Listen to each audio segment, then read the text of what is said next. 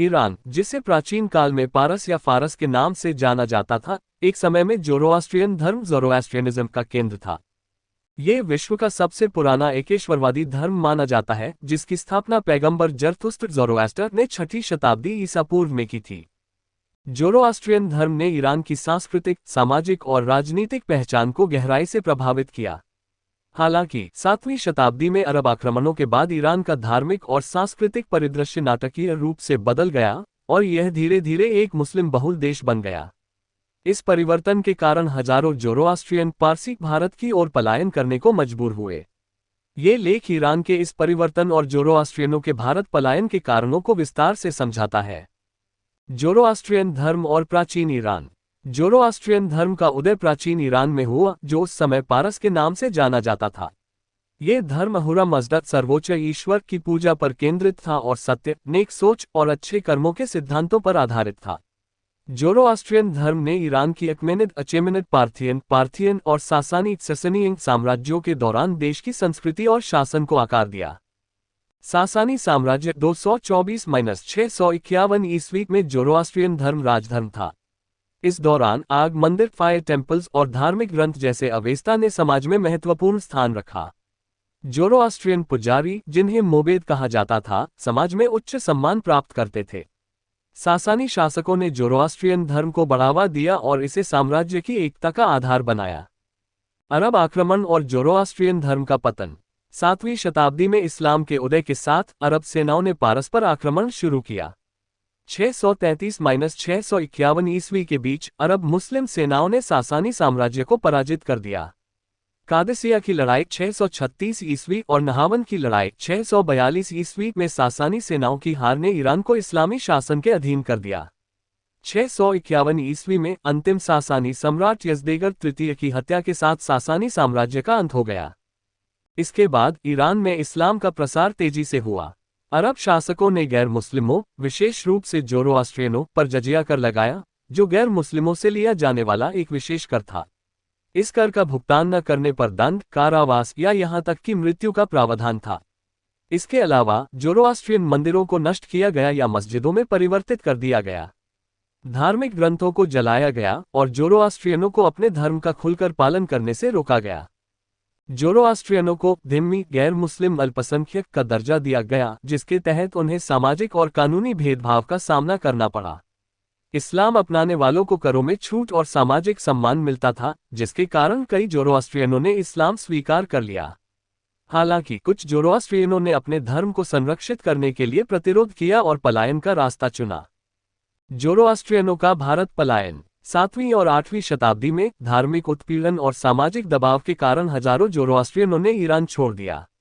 ये लोग अपने धर्म और संस्कृति को बचाने के लिए अरब सागर पार करके भारत की पश्चिमी तटों पर पहुंचे, विशेष रूप से गुजरात के क्षेत्र में।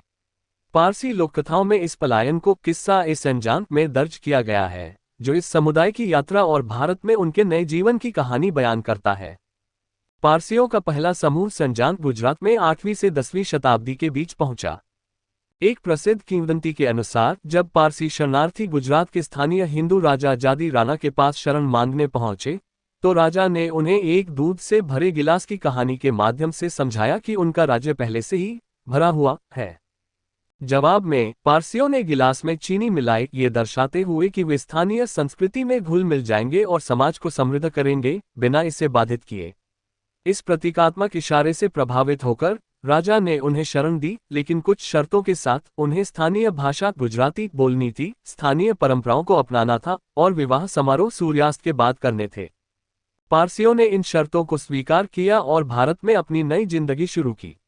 उन्होंने गुजरात में आग मंदिर स्थापित किए और अपनी धार्मिक परंपराओं को जीवित रखा। समय के साथ वे गुजरात से मुंबई और अन्य भारतीय शहरों में फैल गए, जहां उन्होंने व्यापार, उद्योग और शिक्षा में महत्वपूर्ण योगदान दिया। 20,000 ज़ोरोआस्ट्रियनों का भारत में होना। आज ईरान में ज़ोरोआस्ट्रियनों की आबादी बहुत कम बची है, अनुमानित तौर पर 20,000 से 35,000 के बीच। इसके विपरीत भारत में पारसी समुदाय की संख्या लगभग 69,000 है, जो विश्व में सबसे बड़ी ज़ोरोआस्ट्रियन आबादी है। यह विडंबना है कि जिस देश में वे शरणार्थी के रूप में आए, वहां उनकी संख्या उनके मूल देश से अधिक है। भारत में पारसियों की सफलता का कारण उनकी अनुकूलन क्षमता, शिक्षा पर जोर और उद्यमशीलता है। पारसियों ने भारत में कई क्षेत्रों में महत्वपूर्ण योगदान दिया।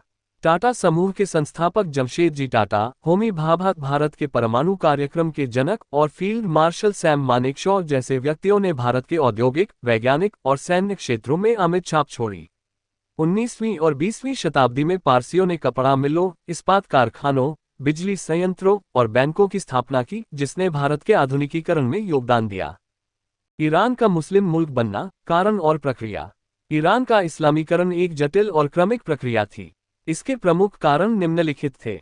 सैन्य विजय और शासन परिवर्तन। अरब आक्रमणों ने सासानी साम्राज्य को नष्ट कर दिया, जिससे जोरोआस्ट्रियन धर्म का राजकीय समर्थन खत्म हो गया। नए इस्लामी शासकों ने इस्लाम को बढ़ावा दिया और गैर मुस्लिमों पर सख्त नियम लागू किए। जजिया और सामाजिक भेदभाव। जजिया कर और सामाजिक भेदभाव ने जोरोआस्ट्रियनों के लिए जीवन कठिन बना दिया। कई लोगों ने आर्थिक और सामाजिक दबाव के कारण इस्लाम स्वीकार कर लिया। धार्मिक उत्पीड़न। जोरोआस्ट्रियन मंदिरों का विनाश, धार्मिक ग्रंथों का नुकसान और सार्वजनिक रूप से पूजा पर प्रतिबंध ने जोरोआस्ट्रियन धर्म को कमजोर किया। सांस्कृतिक परिवर्तन। इस्लामी शासन के तहत फारसी भाषा और संस्कृति में अरबी प्रभाव बढ़ा। कई जोरोआस्ट्रियनों ने अपनी पहचान खो दी और नई इस्लामी संस्कृति को अपनाया। पलायन और जनसंख्या ह्रास। जो लोग इस्लाम स्वीकार नहीं करना चाहते थे, वे या तो पलायन कर गए या छोटे समुदायों में सिमट गए। ईरान के यज़्द और केरमान जैसे क्षेत्रों में कुछ जोरोआस्ट्रियन समुदाय बचे रहे, लेकिन उनकी संख्या लगातार कम होती गई। 1979 की इस्लामी क्रांति के बाद ईरान में इस्लाम का प्रभाव और मजबूत हुआ। आज ईरान की जनसंख्या का लगभग 90% शिया मुस्लिम और 9% सुन्नी मुस्लिम है, जबकि जोरोआस्ट्रियन, ईसाई, यहूदी और बहाई जैसे अल्पसंख्यक केवल 1% हैं। भारत में पारसियों की स्थिति। भारत में पारसियों ने न केवल अपनी धार्मिक पहचान को संरक्षित किया, बल्कि देश के विकास में भी महत्वपूर्ण योगदान दिया। हालांकि आज पारसी समुदाय की जनसंख्या घट रही है, जो लगभग 1,10,000-1,15,000 विश्व भर में है। कम जन्म दर, देर से विवाह और अंतरजातीय विवाहों की कमी इसके प्रमुख कारण हैं। फिर भी पारसी समुदाय अपनी सांस्कृतिक और धार्मिक विरासत को जीवित रखने के लिए प्रयासरत है। मुंबई में अल्पाईवाला संग्रहालय और आग मंदिर जैसे संस्थान पारसी इतिहास और संस्कृति को संरक्षित करने में महत्वपूर्ण भूमिका निभाते हैं। भारत में 150 आग मंदिर हैं, जबकि ईरान में केवल 2 मुख्य मंदिर बचे हैं, जो भारत में पारसी समुदाय की मजबूत उपस्थिति को दर्शाता है। निष्कर्ष। ईरान का पारसी देश से मुस्लिम मुल्क बनना एक ऐतिहासिक परिवर्तन था, जो अरब आक्रमणों, धार्मिक उत्पीड़न और सांस्कृतिक परिवर्तनों का परिणाम था। जोरोआस्ट्रियनों का भारत पलायन उनकी धार्मिक और सांस्कृतिक पहचान को बचाने की एक साहसी कोशिश थी। भारत में पारसियों ने न केवल अपने धर्म को संरक्षित किया, बल्कि देश के आर्थिक और सामाजिक विकास में भी महत्वपूर्ण योगदान दिया। आज हालांकि उनकी संख्या कम है, लेकिन उनकी विरासत भारत और विश्व में जीवित है।